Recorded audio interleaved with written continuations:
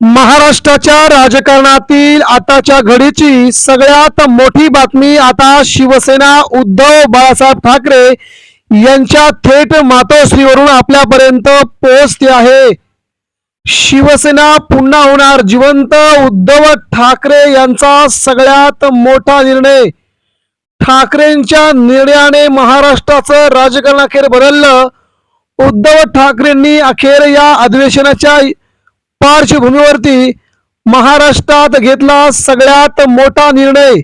सामान्य शिवसैनिक देखील या निर्णयामुळे महाराष्ट्रात करतोय जल्लोष।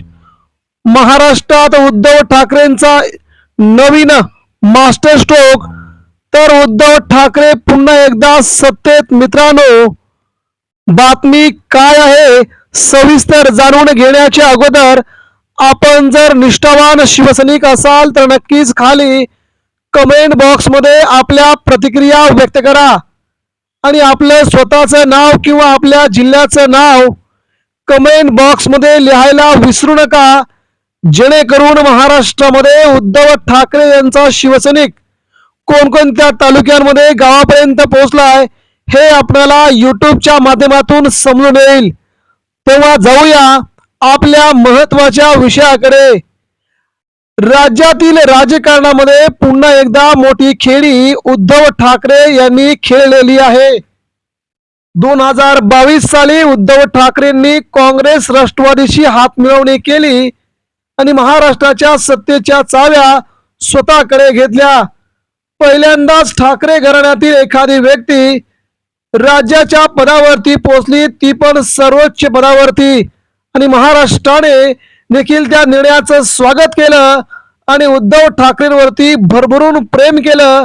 मुख्यमंत्री असावा तर उद्धव ठाकरेंसारखाच, अशा मुंबई पासून ते ग्रामीण भागातील गल्ली गल्लींपर्यंत चर्चा सुरू झाल्या मित्रांनो। आणि आता मात्र उद्धव ठाकरे कामाला लागले असून पुन्हा एकदा महाराष्ट्रामध्ये शिवसैनिकांना नवसंजीवनी देण्यासाठी उद्धव ठाकरेंनी सगळ्यात मोठा निर्णय घेतलाय। गेल्या काही काळापासून शांत वाटणारी ठाकरे गटाची शिवसेना आता नव्याने जोमाने मैदानात उतरते।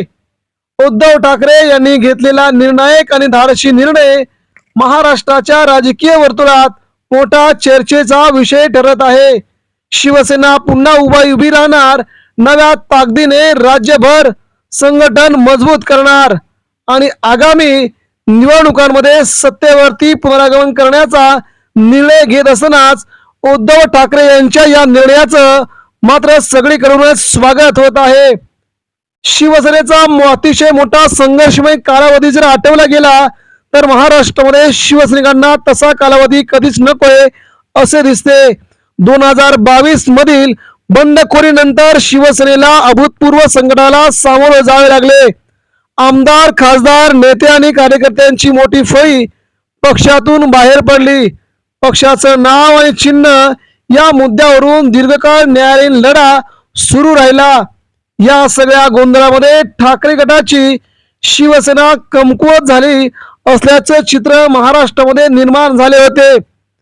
मात्र या काळात उद्धव ठाकरे यांनी संयम, शांतता आणि सातत्याने लढा दिला आणि पुन्हा एकदा ठाकरेंनी नवीन मास्टर प्लॅन महाराष्ट्रामध्ये आखल्याचं चित्र आता निर्माण होत आहे।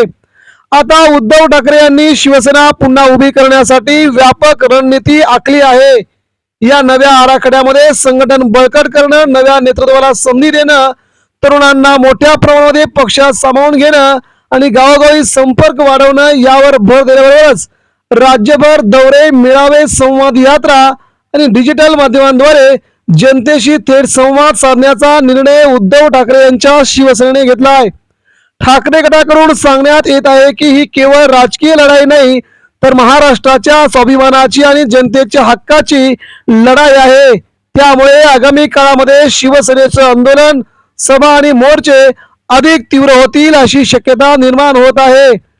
उद्धव ठाकरेंनी गेल्या झालेल्या महानगरपालिका, नगरपालिका, जिल्हा परिषद, पंचायत समितींमध्ये महाराष्ट्राच्या ग्रामीण भागासह निमशहरी भागामध्ये कोणत्याही सभा घेतल्या नाहीत।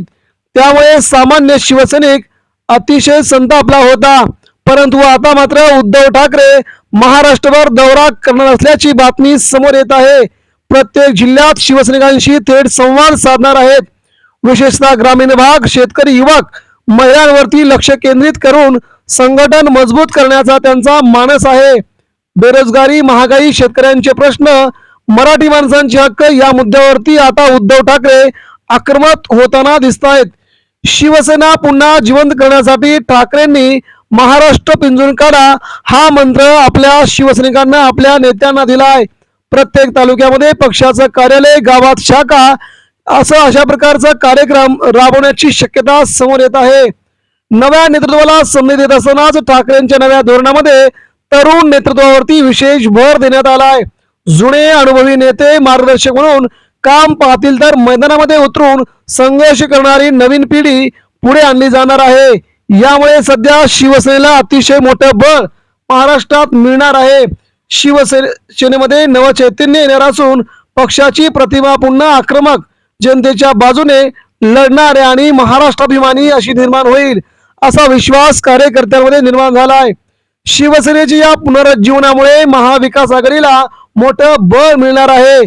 काँग्रेस आणि राष्ट्रवादी काँग्रेस सोबत समन्वय वाढवून भाजप शिंदे गटाला जोरदार टक्कर देण्याची रणनीती आखण्यात आली आहे.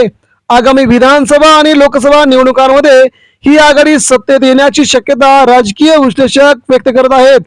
उद्धव ठाकरे यांनी स्पष्ट शब्दात सांगितले आहे की आमचा लढा सत्तेसाठी नाही तर सत्यासाठी आहे. गेल्या काही महिन्यांपासून ठाकरे गटाच्या सभांना, मेळाव्यांना गर्दी होत नव्हती. मात्र ठाकरेंनी घेतलेल्या या मोठ्या निर्णयामुळे मात्र उद्धव ठाकरे यांची सत्ता पुन्हा एकदा महाराष्ट्रात येते हे आता जवळजवळ निश्चित बनतंय. सध्याची राजकीय परिस्थिती पाहता आगामी निवडणुकांमध्ये सत्तावधार होण्याची शक्यता वर्तवली जात आहे. शिवसेनेचा पुन्हा झालेला संघटनात्मक विस्तार, महाविकास आघाडीची मजबूत एकजूट आणि जनतेतील असंतोष हे सगळे घटक ठाकरे यांच्या बाजूने जात असल्याचं चित्र आहे. जर ही रणनीती यशस्वी ठरली तर महाराष्ट्राच्या राजकारणामध्ये पुन्हा एकदा ठाकरे युग सुरू होण्याची दाट शक्यता नाकारता येत नाही. ठाकरेंच्या या निर्णयानंतर शिवसैनिकांमध्ये प्रचंड उत्साह संचरला असून अनेक ठिकाणी जल्लोष, फटाके, बॅनर्स लावले असून शिवसेना पुन्हा उभी राहणार आणि ठाकरे पुन्हा मुख्यमंत्री होणार अशा प्रकारचे बॅनर सध्या महाराष्ट्रामध्ये दिसू लागलेत. शिवसेनेच्या इतिहासामध्ये हा टर्निंग पॉइंट ठरू शकतो.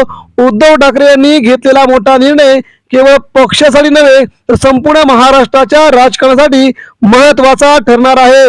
आगामी काही महिने हे राज्याच्या राजकीय दिशादशा ठरतील. महाराष्ट्र पुन्हा ठाकरे यांच्या नेतृत्वाखाली येईल अशी शक्यता उद्धव ठाकरेंना वाटते. म्हणूनच आगामी काळात उद्धव ठाकरे यांचे मोठमोठे निर्णय तुम्हाला देखील आवडतील. मित्रांनो, या विषयाबद्दल आपल्याला काय वाटतंय आपण देखील आपल्या प्रतिक्रिया द्या.